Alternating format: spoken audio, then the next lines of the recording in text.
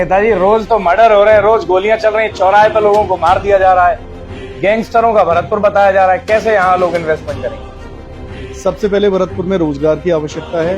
भरतपुर को विकास की दिशा में आगे बढ़ाने के लिए जो सबसे ज्यादा महती आवश्यकता है। जैसा कहते हैं कि यहाँ से तो भैया कोई बनिया या वैश्य समाज का आदमी ही जीतेगा डॉक्टर सुभाष कर के विरोध में। इस पर क्या राय है आपकी? अच्छा नेता, एक चीज समझाइए, अभी चुनाव है, आप नेता जनता के सामने पेशे खिदमत हैं, आप काम कर रहे हैं, लेकिन कई बार इस तरह के भी आरोप लगते हैं कि चुनावों के टाइम पे ही ये कैंडिडेट्स एक्टिवेट होते हैं। पहले ये कहाँ थे? पहले जनता की इन्होंने कुछ सुनी नहीं, काम नहीं किया। नमस्कार, स्वागत, सत्कार, बेहद आभार दोस्तों। मैं हूं आपका दोस्त नीरज शर्मा। साथ में बैठे साथी नवीन पाराशर है, नागरिक उड्डयन मंत्रालय में सलाहकार समिति के सदस्य हैं, भरतपुर से विधानसभा प्रत्याशी हैं। तो इस पूरे सफर में जितने भरतपुर की सारी विधानसभाओं और आसपास की विधानसभाओं से जितने प्रत्याशी हैं, सभी से आपको मिला रहे हैं। एक भरतपुर विधानसभा से आप सभी के सामने हाजिर है साथियों। बातचीत करेंगे किस विजन को लेकर चुनाव में आ रहे हैं। नामी व्यापारी हैं, बड़े बिजनेसमैन हैं क्षेत्र के, अब राजनीति में कदम रखना चाहते हैं, किस विजन के साथ आ रहे हैं। भरतपुर की जनता को क्या मिलेगा अगर नवीन पाराशर को वो अपना नेता चुनती है? कमेंट करके अपनी राय दीजिए, और सर के बारे में जो राय है वो भी कमेंट करके दीजिए। सर बहुत बहुत स्वागत है आपका भरतपुर लाइव पे। धन्यवाद नीरज जी। पहला और सीधा सवाल, भरतपुर से विधानसभा चुनाव लड़ना चाहते हैं, किस विजन को लेकर जनता के बीच में आना चाहते हैं? देखिए, भरतपुर से विधानसभा चुनाव लड़ने का जो मेरा प्रत्यक्ष जो विजन है, जो मेरा सपना है, वो भरतपुर की जनता के लिए कुछ करने का है। सबसे पहले भरतपुर में रोजगार की आवश्यकता है। भरतपुर को विकास की दिशा में आगे बढ़ाने के लिए जो सबसे ज्यादा महती आवश्यकता है, और हम सब लोगों की जिम्मेदारी है। मैं तो नेता नहीं मानता अपने आप को, हूं भी नहीं, लेकिन अगर यहाँ पे रोजगार नहीं होगा, इंडस्ट्रीज नहीं होंगी, युवाओं के लिए और सुविधाएं, खेलकूद की सुविधाएं नहीं होंगी, तो भरतपुर आगे नहीं बढ़ पाएगा। और वो नीरज भाई तभी संभव है जब भरतपुर में इंडस्ट्रीज के लिए अनुकूल वातावरण मिलेगा। कैसे वातावरण मिलेगा नेताजी? रोज तो मर्डर हो रहे हैं, रोज गोलियां चल रही हैं, चौराहे पर लोगों को मार दिया जा रहा है, गैंगस्टरों का भरतपुर बताया जा रहा है। कैसे यहाँ लोग इन्वेस्टमेंट करेंगे? ये हमारा दुर्भाग्य रहा है नीरज जी, और वाकई ये मानिए बहुत सीरियस बात है, बड़ा गंभीर विषय है ये, कि लगातार पिछले 2-2.5 साल से मैं देख रहा हूँ। मुझे लगता है कि भरतपुर ना क्राइम कैपिटल बन गया है। इससे पहले उत्तर प्रदेश का नाम था। अभी मैं कल एक गांव में गया था, एक छोटा सा जो है अनुभव साझा करता हूँ। तो वहाँ गांव में उस गांव का एक व्यक्ति आगरा में नौकरी करने के लिए गया। तो वहां आगरा की जो सिक्योरिटी एजेंसी थी, वो सिक्योरिटी गार्ड के लिए वो भैया गए, तो उनको मना कर दिया उनका एड्रेस देख के कि आप भरतपुर से आते हो, और वहीं आगरा के 2 लड़कों को वहीं के वहीं नौकरी दे दी। जबकि स्थिति ऐसी थी पहले कि उत्तर प्रदेश के लोगों को क्राइम वाले मामले में, अपराध वाले मामले में उनका पता देख के नौकरियों में थोड़ा सा पीछे धकेल दिया जाता था, और राजस्थान और भरतपुर स्पेशली उन लोगों को वरीयता दी जाती थी। लेकिन यहाँ पे अभी उल्टा हो गया। उत्तर प्रदेश का जो अपराध का टैग था, वो तो शायद वहां की सरकार ने और वहां के यशस्वी मुख्यमंत्री ने खत्म कर दिया, और यहाँ पे वो सारा टैग हमारे ऊपर लगा दिया। नहीं, एक चीज समझाइए, पुलिस अपराध हो रहे हैं, जब पुलिस से सवाल पूछा जाता है कि भैया अपराध हो रहे हैं, आप कंट्रोल क्यों नहीं कर पा रहे, पुलिस कहती है अपराध होते हैं, पुलिस पकड़ के जेल में डाल देती है। पुलिस क्या करे? पुलिस गिरफ्तार करती है, तुरंत कार्रवाई करिए, सारे पकड़े भी जा रहे हैं, पुलिस सॉल्व भी कर रही है केसेस को। रोका कैसे जाएगा? जमीन पे इनमें कमी कैसे आएगी, उसके बारे में बताइए। देखिए, बड़ी बड़ी अच्छी बात है। मैं आपको इसको 2 तरीके से बताता हूँ।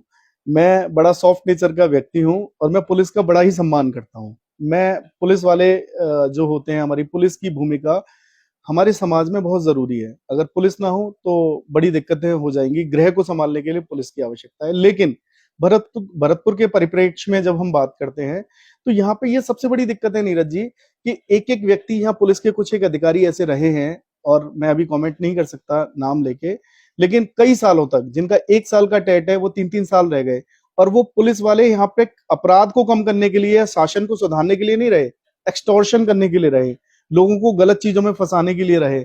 और एक एक पुलिस वाले ने, अगर उनकी आय से अधिक संपत्ति वाले मामले में जांच कर ली जाए, तो 100 गुना अपनी आय से ज्यादा पैसे कमा के चले गए, और भरतपुर को एक मलाईदार पोस्ट की तरह लिया। तो अपराधियों से साठगांठ करके ही तो ये कार्यक्रम होते हैं, जमीनों को दबाना, बाकी अपराधियों को खुलेआम छूट दे देना, चोरियां करवाना, इस तरह के कृत्य जो पुलिस के सानिध्य में, फिरौती वाले काम कराना, और गैंगवार को बढ़ावा देना, एक संगठन के साथ हो जाना, उसका सफाया कर देना, फिर दूसरे के साथ होकर उसका सफाया कर देना, फिर तीसरा एक उपजा देना। तो ये पुलिस के सानिध्य में ही होता है। तो ये बड़े दुर्भाग्य की बात है कि भरतपुर में जो हमारी राजनीतिक इच्छा शक्ति होनी चाहिए थी वो नहीं है, उसी की वजह से पुलिस का बुरा हाल है। तो राजनीतिक संरक्षण नहीं मानते आप इसमें? पुलिस बिना राजनीतिक संरक्षण के कर रही है, अपराधियों को नहीं है या पुलिस को नहीं है? तो राजनीतिक संरक्षण होना हो, ये मैं नहीं कह सकता कि किसी का वरद हस्ते या राजनीतिक संरक्षण है, लेकिन राजनीतिक इच्छा शक्ति की तो कमी है। अगर राजनीतिज्ञ चाहें, राजनीति ऐसी चीज है नीरज भाई, कि अगर राजनीतिज्ञ चाहे तो वो पूरी ब्यूरोक्रेसी को, पूरे सिस्टम को कंट्रोल में लेके चल सकते हैं। तो इच्छा शक्ति की तो कमी है ही। संरक्षण का मुझे नहीं पता, क्योंकि मेरे पास कोई ऐसे साक्ष्य नहीं है, बट इच्छा शक्ति की कमी है। अगर नेता जो जनता ने चुना है, जिसके पास 5 लाख लोगों का बल हो, वो खड़ा हो जाए तो कौन सा शासन प्रशासन उसकी बात नहीं सुनेगा? तो कहीं ना कहीं वो इच्छा शक्ति की तो कमी है। अच्छा नेता, एक चीज समझाइए, अभी चुनाव है, आप नेता जनता के सामने पेशे खिदमत हैं, आप काम कर रहे हैं, लेकिन कई बार इस तरह के भी आरोप लगते हैं कि चुनावों के टाइम पे ही ये कैंडिडेट्स एक्टिवेट होते हैं, पहले ये कहां थे, पहले जनता की इन्होंने कुछ सुनी नहीं, काम नहीं किया। ये इवन आपके पक्ष के या विपक्ष के और जनता हर तरह से, हर जगह से आरोप और सवाल उठते हैं, उन पर क्या कहेंगे आप? देखिए, ये बड़ा विचित्र सा सवाल है और उसका जवाब विचित्र नहीं है, बड़ा आसान है। ये तो मैं अब हर किसी को लाके प्रूफ के तौर पे या साक्ष्य के तौर पे खड़ा नहीं कर सकता। मैं भरतपुर में ही पैदा हुआ, भरतपुर में ही पला बड़ा और भरतपुर में ही शिक्षा दीक्षा हुई।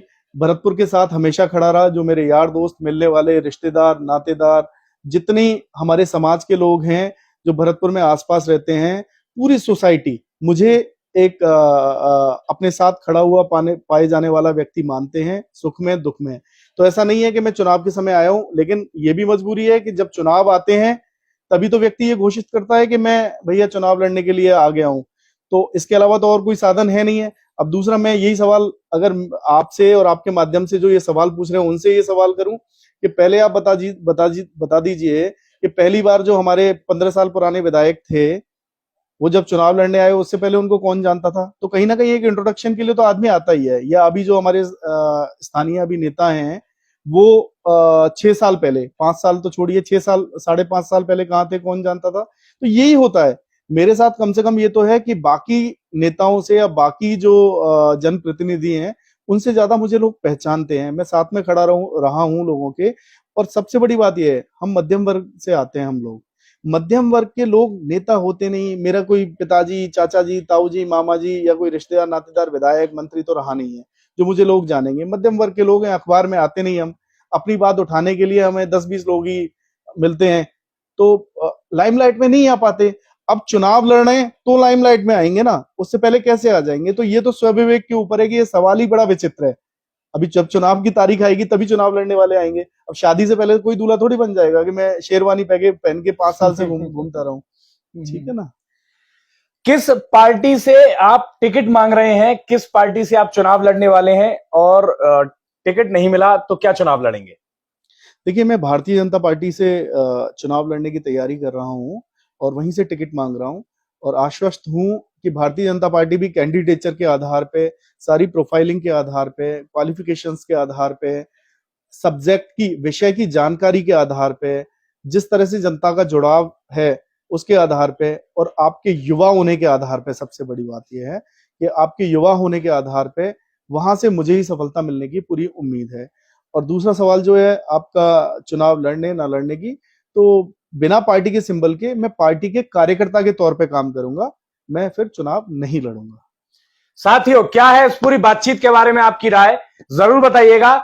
नवीन जी सेल्फ मेड आदमी है, एक मध्यम वर्गीय परिवार से आने वाले, एमएनसी में करोड़ों रुपए की नौकरी, अब करोड़ों अरबों रुपए का व्यापार, अब जनता से जुड़कर उसकी सेवा करना चाहते हैं। और भरतपुर से ब्राह्मण प्रत्याशी आप देख रहे हैं, लंबे समय से यहां वैश्य समाज से विधायक रहे, अभी भी करंट में वैश्य समाज से विधायक है, और बड़े संख्या में वैश्य समाज से ही लोग यहाँ का टिकट मांग रहे हैं। इस सवाल पे क्या कहेंगे नवीन जी? ऐसा कहते हैं कि यहां से तो भैया कोई बनिया या वैश्य समाज का आदमी ही जीतेगा डॉक्टर सुभाषकर के विरोध में, इस पर क्या राय है आपकी? देखिए, हमारे पूरे भारतवर्ष का ही, प्रदेश का ही नहीं, ये दुर्भाग्य रहा है कि जातियों में हम लोगों को बांटा गया। और कहीं ना कहीं ये बात सत्य भी है नीरज भैया, ये बात सत्य भी है कि जाति एक सच्चाई भी है। तो मैं राजनीति के अंदर जाति बड़ी मायने रखती है। अब हिंदुस्तान में आप देखिए तो उसको नकार नहीं सकते हैं आप। मैं कह रहा हूं ये दुर्भाग्य भी है, लेकिन तो मैं इसमें ये कहता हूं कि ये जिन लोगों ने ये परसेप्शन बनाया है कि यहाँ पे वैश्य ही जीत सकते हैं, ऐसा कुछ नहीं है। पहली बात तो मैं सभी जातियों को अपना ही मानता हूं। मेरे पास सबसे ज्यादा मतलब जो लोग हैं वो दूसरी जातियों के ही हैं, जो मुझे सबसे ज्यादा पसंद करते हैं और चाहते हैं। और मैं एक वो व्यक्ति हूं जो न्याय को वरीयता देता हूं, मैं जाति को वरीयता नहीं देता। मेरा किसी भी कैटेगरी का कोई भी व्यक्ति हो जो अगर उसकी बात ठीक है तो मैं उसी की बात मानूंगा, चाहे अपना कितना भी खास हो, कोई क्लोज हो, उसकी बात अगर गलत है तो नहीं मानता मैं। ये मेरा शुरू से ही रहा है। दूसरी चीज ये है कि जहां तक ब्राह्मण प्रत्याशी की बात है, तो इससे पहले ये 20 साल का अगर हम इतिहास छोड़ दें तो ब्राह्मण प्रत्याशी यहाँ से जीते हैं, उनको सभी जातियों का सहयोग भी मिला है। तो मैं भी अपेक्षा करता हूं, और ऐसा कुछ नहीं है कि कोई वैश्य प्रत्याशी ही जीतेगा। वैश्य प्रत्याशी भी जीत सकता है, ब्राह्मण प्रत्याशी भी जीत सकता है, और किसी और जाति से कोई और हमारे भाई बंधु आते हैं, अगर वो काबिल हैं, अगर पार्टी उन पर भरोसा दिखाती है और अगर वो वाकई जनता की सेवा के उद्देश्य से उतरते हैं, तो वो जीत सकते हैं। इसमें जातियों का कोई लेना देना नहीं है ज्यादा। साथियों, आपकी क्या राय है सब के बारे में कमेंट करके जरूर बताइएगा। जानकारी को शेयर करके सब तक पहुंचाइएगा। जय हिंद, जय भारत।